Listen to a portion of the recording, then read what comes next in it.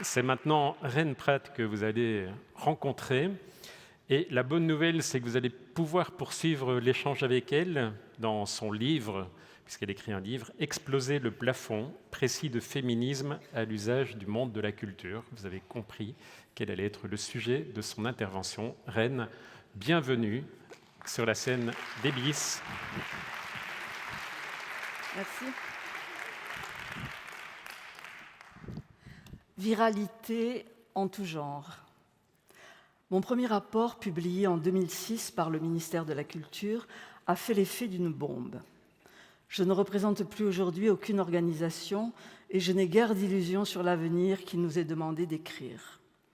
Mon propos, au premier abord, pourra paraître choquant, mais nous savons, grâce à Audre Lorde, que nos silences ne nous protégeront pas.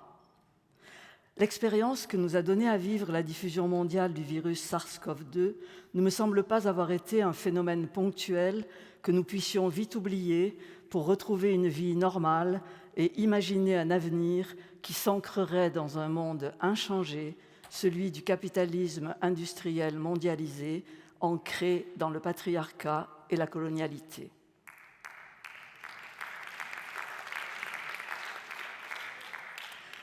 Si le monde fait semblant de continuer comme si de rien n'était, les modalités de vie qui nous ont été imposées par la diffusion du virus m'ont convaincu de deux choses essentielles. Premièrement, nous avons été obligés de voir ce qu'il nous était jusque-là possible d'ignorer. La cellule familiale est le lieu privilégié des violences masculinistes qui s'exercent contre les femmes et contre les enfants. Les armées, mobilisables pour lutter contre le virus et prendre soin des populations, sont majoritairement composées de femmes et de personnes racisées, mal payées et habituellement invisibilisées. Les crises enrichissent les riches et appauvrissent les pauvres. Enfin, le capitalisme cybernétique s'est d'ores et déjà imposé sur les ruines du capitalisme pétro-sexo-racial, selon la formule de Paul B. Preciado.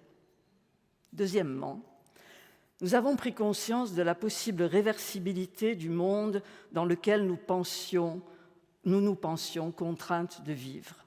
La ville, désertée par l'automobile, a vu le retour des oiseaux.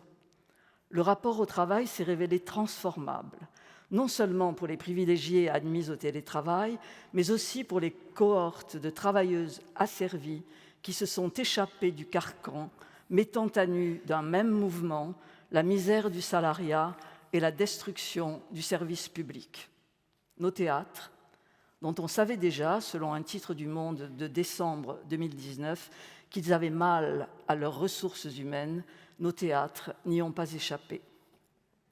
De même, nous ne pourrons pas échapper encore longtemps à la prise en compte des transformations qu'a engagé la diffusion mondiale du mouvement MeToo, dont il faut nous convaincre avec Geneviève Fraisse, qui ne retombera pas comme un soufflet. Ce que fait MeToo, nous explique la philosophe, c'est rendre visible le contrat sexuel, soubassement du contrat social issu de la Révolution de 1789 et continuellement camouflé par la prétendue neutralité des citoyens qui n'étaient pas des citoyennes. Nous ne pouvons plus l'ignorer dès lors que les femmes prennent la parole, pas seulement pour dénoncer les violences et discriminations qui s'exercent contre elles de manière systémique, mais pour affirmer qu'elles ne consentent plus à la politique inégalitaire toujours en vigueur malgré les effets d'annonce. Or, les femmes ne sont pas les seules à prendre la parole. Les personnes LGBTQIA+, les personnes racisées, les personnes discriminées en raison de corps jugés non conformes, les personnes réfugiées criminalisées sortent du silence, individuellement ou collectivement. Reste à préciser qu'en tant que personnes réelles, nous appartenons rarement à une seule de ces catégories et que, de surcroît, la diversité de nos statuts économiques et culturels fracture chacune de ces catégories. L'union n'en est que plus nécessaire, l'approche intersectionnelle indispensable. Appartenant à la grande famille du théâtre, la Familia Grande, qui s'est construite et s'organise selon un modèle pyramidal, hiérarchisé, patriarcal et racialiste, voulu par le capitalisme industriel et l'État dit de droit, nous ne pouvons plus ignorer ces réalités sous peine que le spectacle vivant ne soit à plus ou moins long terme débranché par un capitalisme cybernétique devenu triomphant. De fait, le monde du spectacle n'ignore pas ces mutations qui viennent perturber l'ordre établi, contester l'ordonnancement des pouvoirs, remettre en cause les processus de validation des artistes comme des esthétiques. Ce qui est en marche, c'est l'empuissantement de celles et ceux qui portent ce qu'en d'autres temps on a appelé avec Foucault les savoirs subalternes. À faire la sourde oreille, nous avons perdu 50 ans. La French Theory s'en est allée faire les beaux jours de l'université californienne. Et voilà que, malgré de nombreuses exceptions, nous continuons de nous barricader dans d'impressionnants palais de la culture, nouvellement construits, reconstruits, rénovés, et faisons feu de tout bois. Le mythe du génie créateur, mis en pièces par Virginia Woolf, revient en force avec la loi sur la liberté de création. La validation par les pairs garantit la reproduction du même. Une bonne histoire, aujourd'hui encore, c'est l'histoire d'un mec qui fait des trucs. Alice Zéniter. Quand M. Mouawad commande une musique à M. Kanta et coproduit un spectacle de M. Barrault, il exerce sa liberté de création et de programmation. Ce faisant, il affiche son soutien à ses copains et fait injure à toutes les femmes. C'est un geste fort.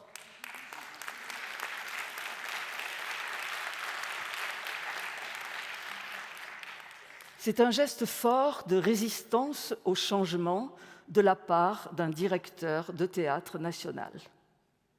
Quand la désignation d'un directeur à la Maison de la Culture de Grenoble est issue d'un jury qui ne respecte pas l'égalité de traitement entre candidates et candidats, que fait la profession ? Elle regarde ailleurs. L'alerte donnée par les mouvements féministes finit aux oubliettes de l'histoire. Plus récemment, un jury de professionnels décerne le Grand Prix de la création dramatique à un texte intitulé « Scènes de violence conjugale ».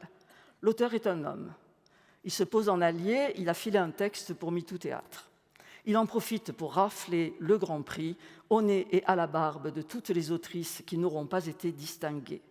Selon le ministère de la Culture, malgré le nombre significatif de femmes dramaturges ou metteuses en scène, la consécration artistique leur est toujours chichement accordée. Aucune autrice primée aux Molières depuis 2009. Le féminisme est à la mode. Bon appétit, messieurs. Nous ne refusons pas les alliés. Nous leur suggérons de faire leur travail d'alliés, pas d'instrumentaliser nos luttes pour augmenter leurs privilèges.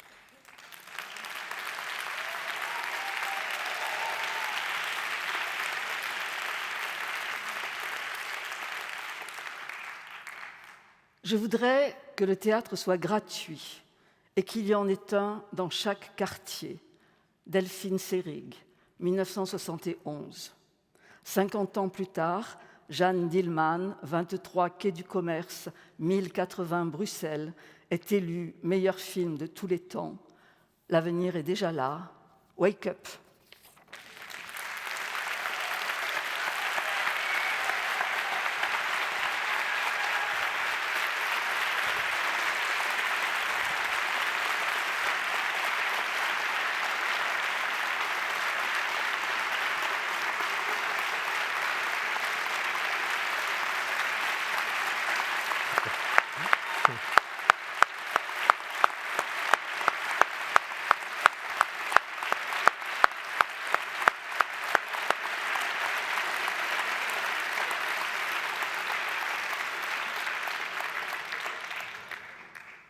Merci Reine. Merci. J'ai presque eu envie, en t'écoutant, de proposer le silence pendant 1 minute. Merci.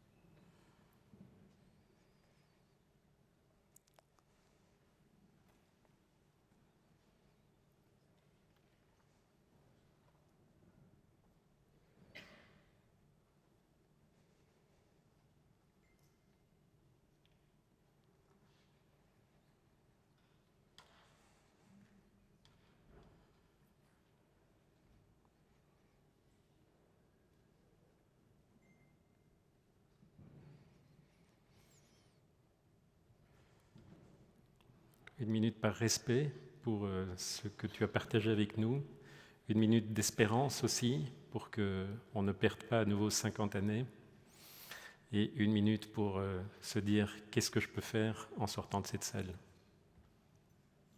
Merci. Et merci à vous. Merci Irène.